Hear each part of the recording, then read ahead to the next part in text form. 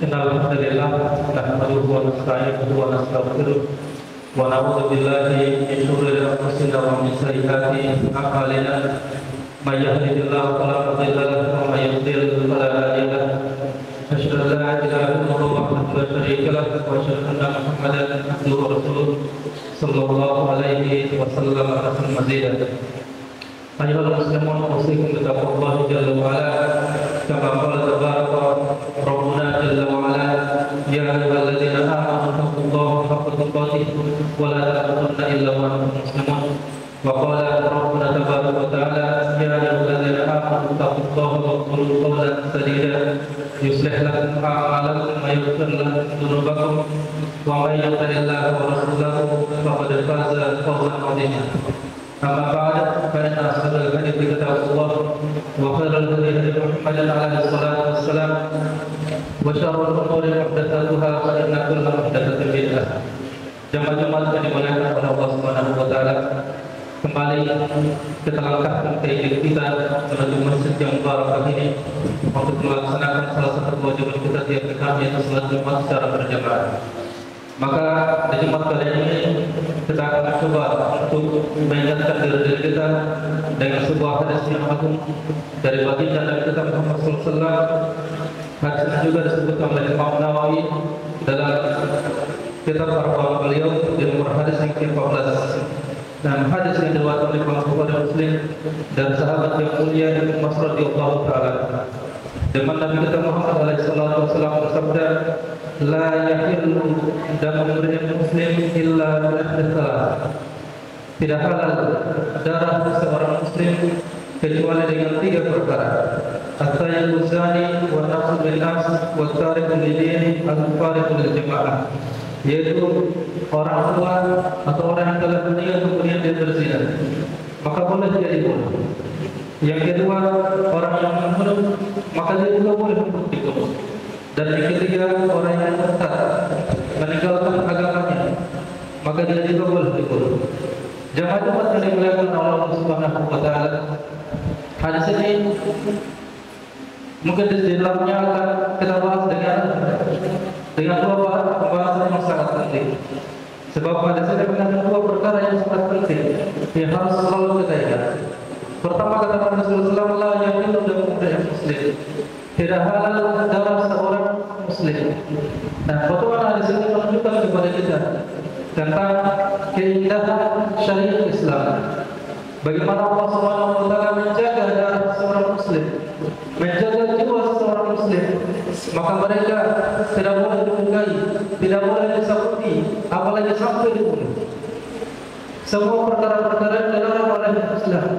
Oleh karena itu banyak kita akan dapatkan larangan membunuh sangat banyak sekali. Di antaranya Allah Subhanahu wa taala berfirman, "Wa la taqtulu anfusakum innallaha kana bikum rahima." Janganlah kalian membunuh diri kalian, sesungguhnya Allah sangat Maha Penyayang kepada kalian. Wa la taqtulu awladakum khashyata imlaq. Janganlah kalian membunuh anak-anak kalian karena kalian takut kemiskinan. Wa la taqtulu nafsa allati harramallahu illa bil haqq. Janganlah kalian membunuh orang-orang jiwa-jiwa yang diharamkan oleh Allah Subhanahu wa taala kecuali dengan cara yang benar. Allah telah berfirman, "Man qatala nafsan bighairi nafsin aw fasadin faqad qatala an-nasa jami'an." Siapa yang membunuh seseorang bighairi nafsin, bukan karena alasan yang benar, bukan karena dia itu membunuh, atau bukan karena dia melakukan kerusakan di muka bumi, maka Allah Subhanahu wa taala berkata, "Qatala an-nasa jami'an." Maka sungguh seakan-akan dia telah membunuh seluruh manusia di semuanya. Jadi sini kita lihat bagaimana keindahan syariat Islam. Islam betul-betul menjaga darah seorang muslim, darah manusia. Tidak boleh dengan alasan apapun, dengan alasan yang tidak dibenarkan, maka mereka haram untuk dibunuh. Jamaah-jamaah yang dimuliakan oleh Allah Subhanahu wa taala, di antara keindahan syariat Islam juga, jika ada orang yang melakukan pelanggaran dalam perkara, artinya jika dia melakukan pembunuhan, dia membunuh, maka di antara syariat Islam Allah syariatkan orang tersebut untuk dihukum dengan hukuman had. Nah, Allah berikan kekuasaan pada walinya, wali orang yang dibunuh tadi, untuk menuntut kepada orang yang membunuh. Allah Subhanahu wa taala berfirman, "Wa man qutila mazluman faqad ja'alna lahu waliyyan sultana fala yusrif fil qatl innahu kana mansura." Barang siapa yang terbunuh, maka Allah Subhanahu wa taala berikan kekuasaan kepada walinya untuk menuntut. Maka janganlah dia melampaui batas, dan dia termasuk orang-orang yang dibunuh. Walinya diberikan kekuasaan untuk menuntut agar yang membunuh tersebut mendapatkan qisas. Atau walinya dia bisa memilih untuk meminta dia. Atau walinya dia bisa memilih untuk memaafkan orang yang telah dibunuh tersebut. Ini di antara syariat Islam. Kemudian di antara syariat Islam juga pelaksanaan hukum had itu bukan dilakukan oleh orang per orang. Artinya tidak boleh main hakim sendiri. Ada anak kita meninggal, kita tangkap pembunuhnya, kita tinggal di situ, kita bunuh dia. Ada orang sambil mobil, tiba-tiba menabrak di jalan raya, kemudian ramai-ramai dibakar mobilnya, orangnya dikeluarkan kemudian sampai meninggal. Tidak boleh main hakim sendiri. Jika ada orang-orang yang melakukan pelanggaran, maka dibawa kepada pengadilan. Ada peradilan dalam Islam. Dibawa ke peradilan. Ini orang menabrak, ini orang membunuh, ini orang pembunuh, ini orang mencuri. Biar peradilan yang proses. Dikumpulkan seluruh bukti, kemudian diputuskan dia bersalah atau tidak bersalah. Dia dibunuh atau dia hanya membayar diat saja. Peradilan yang memutuskan, bukan kita yang memutuskan. Sebab kalau setiap perkara kita diberikan untuk memutuskan, maka yang terjadi adalah kekacauan. Yang terjadi adalah kekacauan. Jamaah Jumat yang dimuliakan oleh Allah Subhanahu wa taala. Maka semua perkara ini ketika Allah Subhanahu wa taala mengharamkan kita untuk membunuh, menetapkan adanya hukum had, menetapkan adanya proses peradilan. Ini semua merupakan penjagaan Allah Subhanahu wa taala terhadap jiwa makhluk. Baik. Kemudian Nabi SAW bersabda, "Illa bi ihdath thalath." Kecuali 3 perkara. Kecuali 3 golongan. Yaitu at-tayyib az-zani wa nafs bin nafs wa darul dini al-muqarrib lil jamaah. Orang tua atau orang yang sudah menikah, kemudian dia berzina, orang yang membunuh maka boleh dibunuh, dan orang yang murtad boleh dibunuh.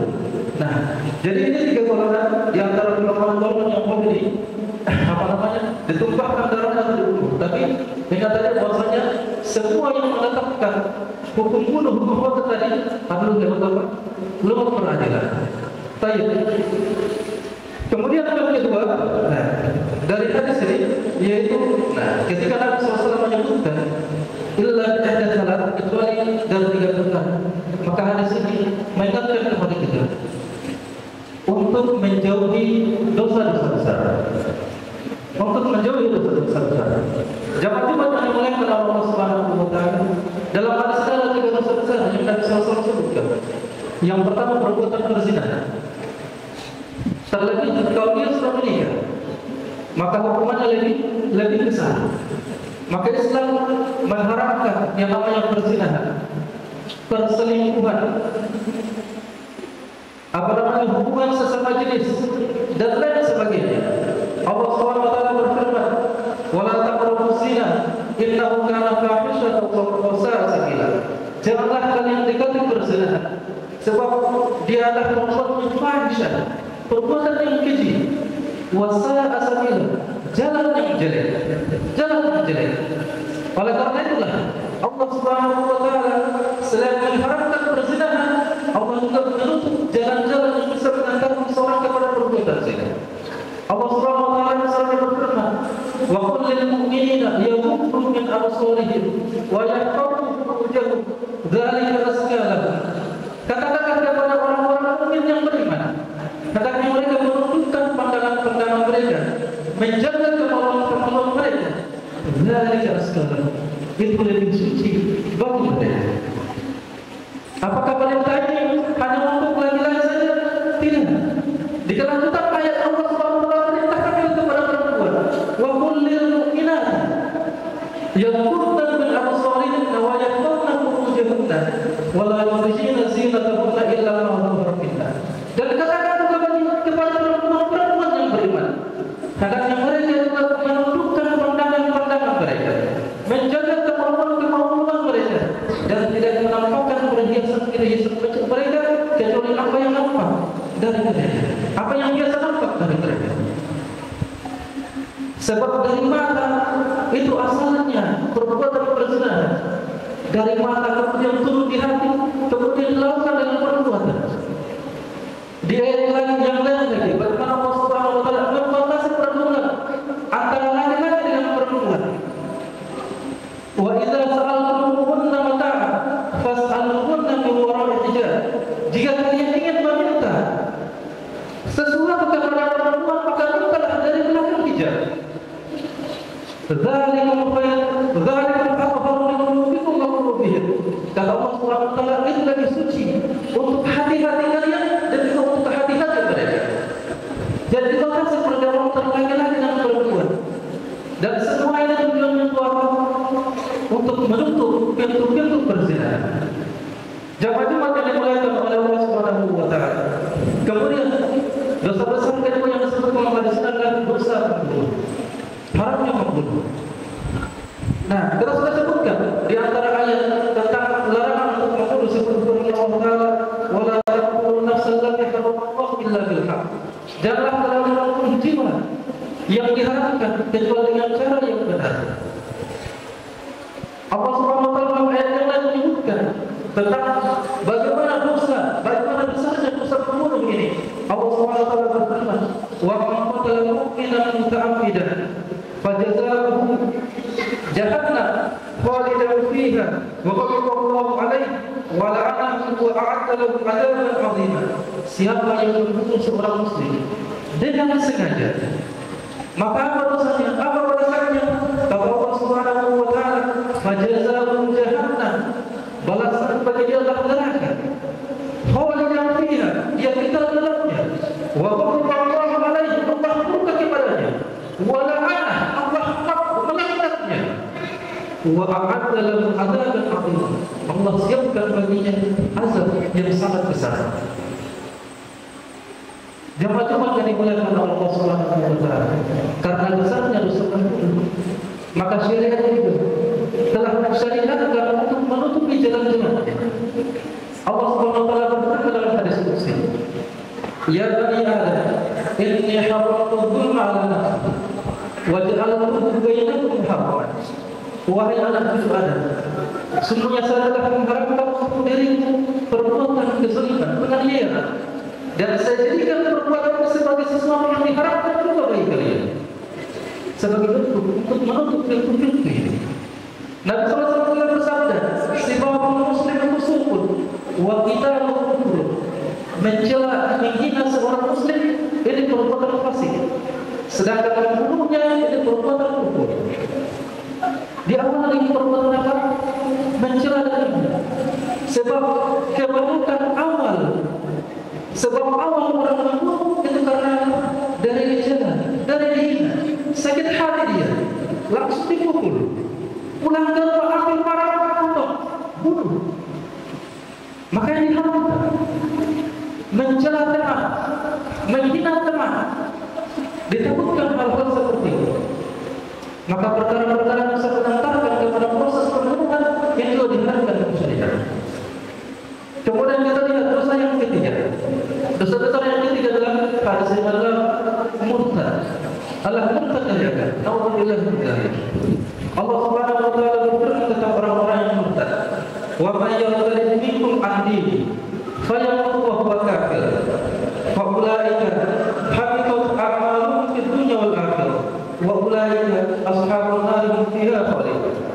Barang siapa yang murtad dari agamanya, dia meninggal di atas kekafirannya, maka mereka adalah orang-orang yang terhapus amal-amalannya di dunia dan di akhirat. Dan mereka itulah orang-orang, mereka itulah penghuni neraka di dalam Islam mana? Ini bagaimana kita lihat dosa orang yang murtad. Oleh karena itulah jalan-jalan kemurtadan juga telah ditutup dalam syariat Islam. Allah Subhanahu wa taala misalnya berfirman, "Ya ayyuhalladzina amanu khudhu fis-silmi wa la tattabi'u khutuwatis syaitan, innahu kana lakum aduwwan mubina." Wahai orang-orang yang beriman, maksudlah kalian dalam Islam secara kafah, secara keseluruhan. Kerjakan syariat Islam secara keseluruhan. Dan ingat kata Allah Subhanahu wa taala, menutup pintu-pintu kemurtadan. Jangan mengikuti langkah-langkah syaitan, sebab setan itu adalah musuh yang nyata bagi kalian. Nabi SAW bersabda, "Talabul ilmi fardhatun 'ala kulli muslim. Wa inna talabal ilm yastaghfirullah kullu syai'in hatta al-haytan fil bahr." Menuntut ilmu itu wajib bagi seorang muslim. Dan para penuntut ilmu senantiasa doakan oleh seluruh makhluk. Sampai ikan paus di tengah lautan juga untuk mendoakan mereka. Apa hubungannya? Nah, kita diperintah oleh Allah Subhanahu wa taala untuk melaksanakan syariat Islam secara keseluruhan. Bagaimana kita bisa mengetahui syariat Islam ini bukan? Ini yang baik, ini yang bukan. Dengan cara menuntut ilmu. Maka perintah untuk menuntut ilmu, Nabi wajibkan kita untuk menuntut ilmu. Ini merupakan bentuk bagi penjagaan supaya kita tidak murtad. Dan di sini disebutkan keutamaan selalu yang didoakan oleh seluruh makhluk. Maka orang-orang yang jauh dari ilmu, tidak mau belajar agama, maka dia pasti akan didekati oleh setan. Setan akan mendekat kepadanya. Orang-orang kafir juga akan mendekat kepadanya. Kalau dia sudah dekat sama setan, sudah dekat sama orang kafir, maka tinggal selangkah lagi dia akan murtad. Walan tardu ankum al-yahuda wan nasara hatta tattabi'u millatahum.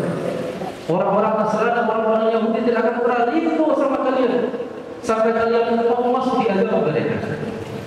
Jamaah Jumat yang dimuliakan oleh Allah Subhanahu wa taala, yang saya sampaikan, maka kesimpulan dari hadis ini, bahwasanya hadis ini menggambarkan kepada kita bagaimana indahnya syariat Islam, di mana Allah Subhanahu wa taala betul-betul menjaga darah-darahnya kita, menjaga jiwa-jiwanya kita, menjaga kehormatannya kita, menjaga akalnya kita, menjaga hartanya kita.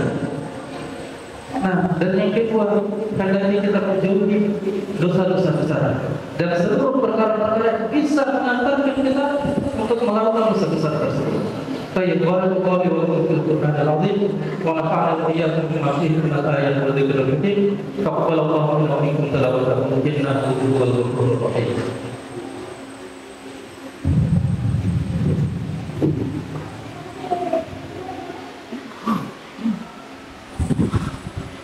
Alhamdulillahirabbil alamin alladzi arsala rasulahu bil huda wa dinil haqq liyudhhirahu 'ala ad-dini kullihi wa kafa billahi shahidan. Asyhadu an la ilaha illallah wahdahu la syarika lahu iqraran bihi wa tawhidan wa asyhadu anna Muhammadan abduhu wa rasuluhu sallallahu alaihi wasallam tasliman. Ayyuhal muslimun usikum bi taqwallahi jalla wa ala bi imtithali awamirihi wa ijtinabi nawahihi. وأوصيكم بعبادة الله وحده ولا تشركوا به شيئا كما قال ربنا جل جلاله يا أيها الناس اتقوا ربكم الذي خلقكم والذين من قبلكم لعلكم تتقون وأوصيكم بعبادة الله وبالإيمان به وباليوم الآخر كما قال ربنا جل جلاله يا أيها الناس اتقوا ربكم واخشوا يوما لا يجزي والد عن ولده ولا مولود وجزء عن ولده شيئا إن وعد الله حق فلا تغرنكم الحياة الدنيا ولا يغرنكم بالله الغرور. أيها المسلمون أكثر الصلاة على نبيكم يوم الجمعة وليلة الجمعة فإنه من صلى عليه صلاة صلى الله عليه وسلم إن الله وملائكته يصلون على النبي يا أيها الذين آمنوا صلوا عليه وسلموا تسليما.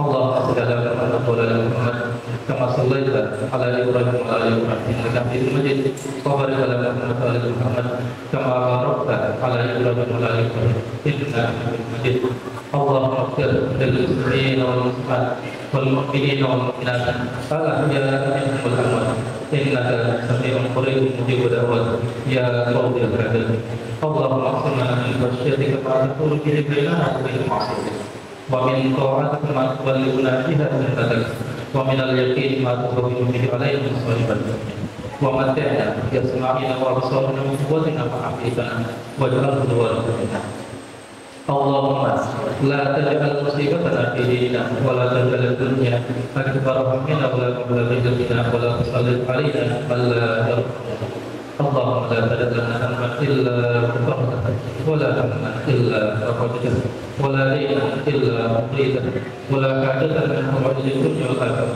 إلا قضيتها يا أرحم الراحمين ربنا آتنا في الدنيا حسنة وفي الآخرة حسنة وقنا عذاب النار وصلى الله وسلم على نبينا الكريم محمد وآله وصحبه ومن تبعهم بإحسان إلى يوم الدين وآخر دعوانا الحمد لله رب العالمين وأقيموا الصلاة